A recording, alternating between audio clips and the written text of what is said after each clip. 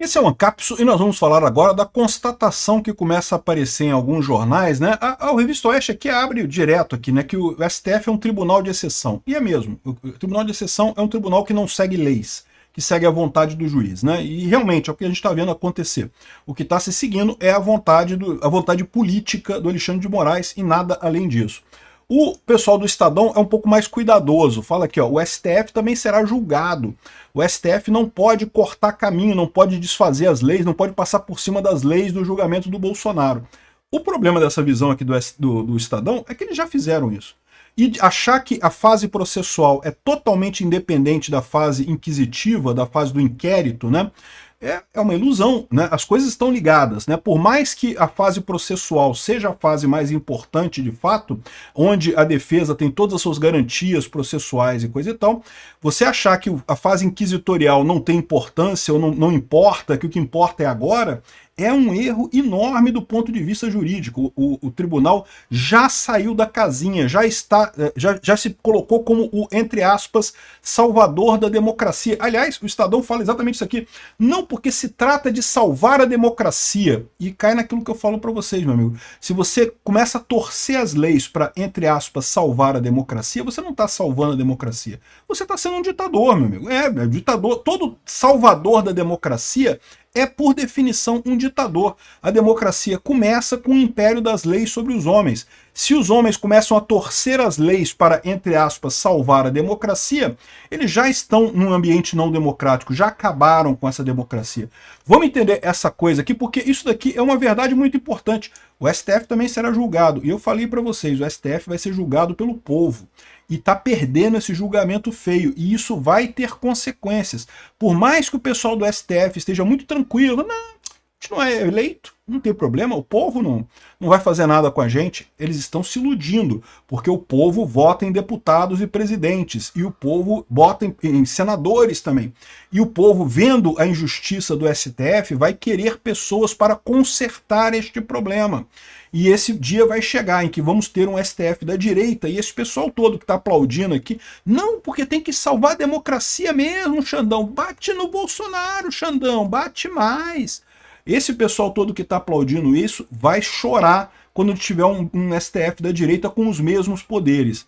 Essa notícia foi sugerida por Ninfeta Libertária, Petra Dólar e várias outras pessoas. Obrigado aí ao pessoal que sugeriu notícias lá no nosso site, no visãolibertaria.com.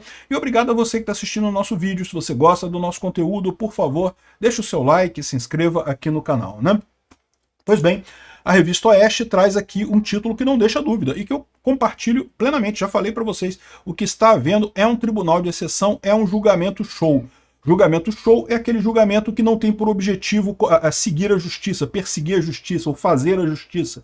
O julgamento show visa dar um recado para o mundo, dar um recado da corte para a população.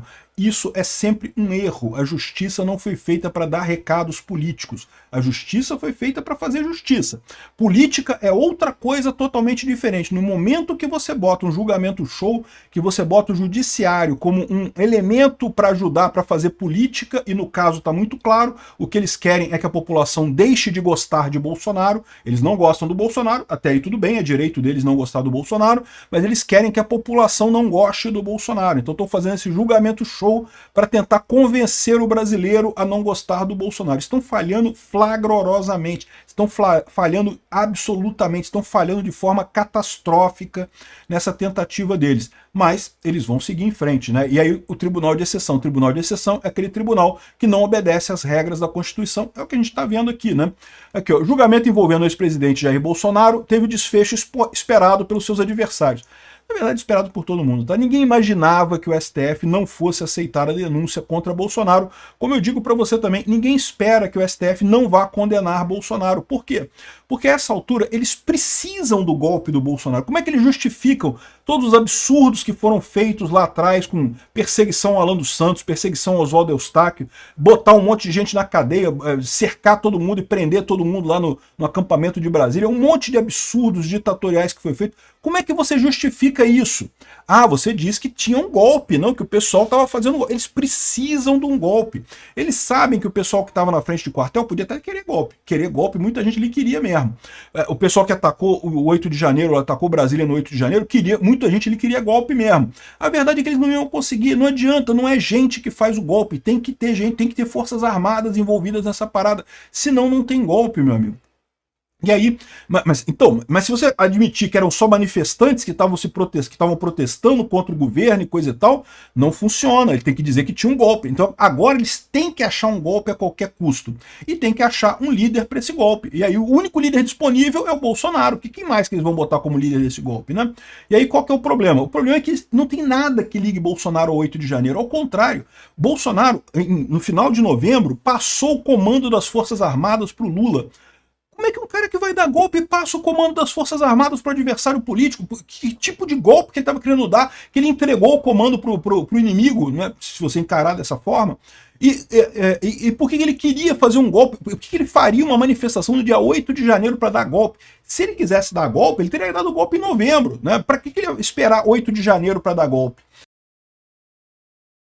Que lógica tem isso, né? Ou seja, não tem nenhuma lógica. Aliás, no dia 30 de janeiro, ele ainda fez um vídeo, né, falando que não, que é para todo mundo ir para casa e seguir a vida e deixa para lá, né, parar as manifestações e coisa e tal.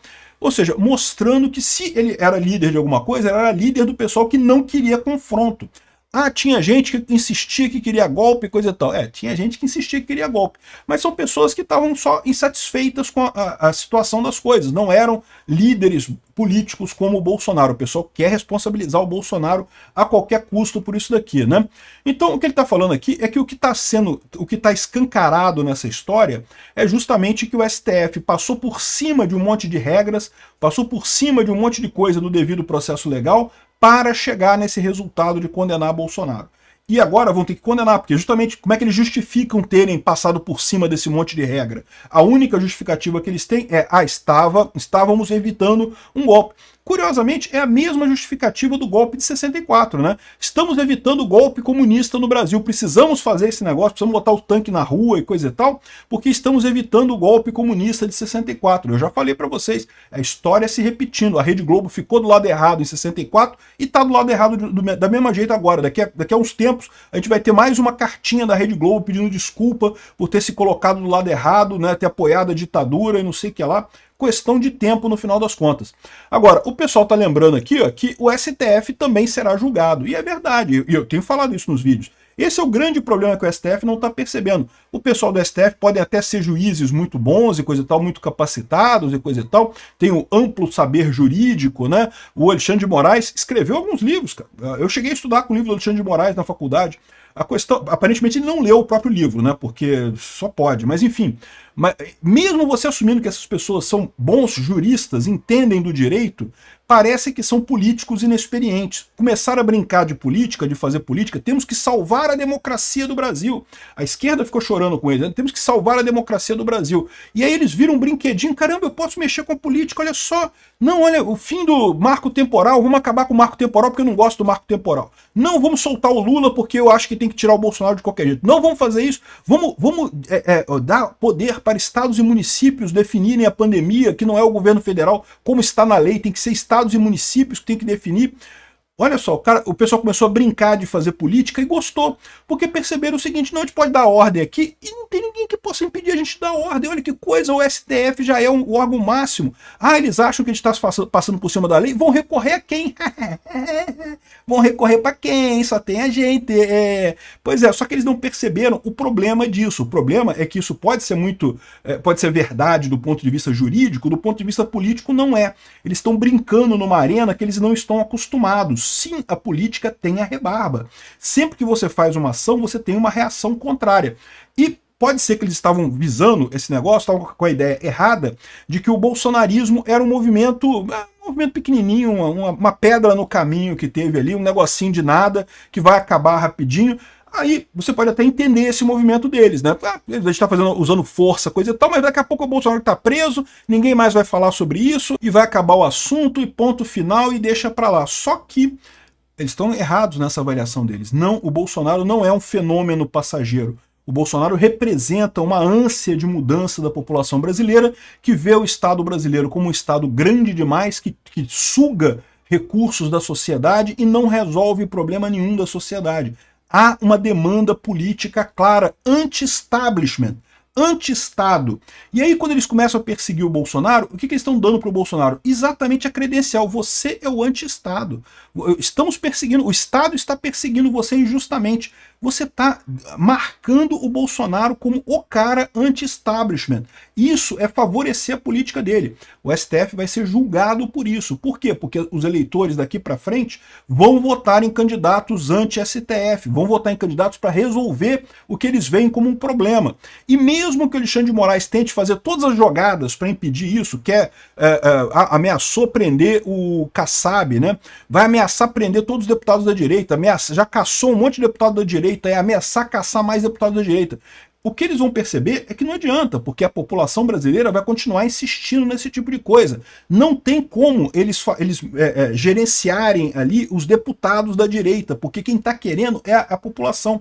Por que o Kassab se aliou ao Bolsonaro no negócio da anistia? Porque o Kassab é um monte de coisa, um idiota completo, um esquerdista, filho da puta e tudo mais. Mas ele não é burro. Ele sabe que só Bolsonaro tem voto. E cada vez que o STF bate no Bolsonaro, o Bolsonaro tem mais voto. Então é lógico que cada vez que o STF faz essas coisas de tentar usar violência contra o bolsonarismo, ele aumenta a força do Bolsonaro. Ele piora a própria situação no futuro.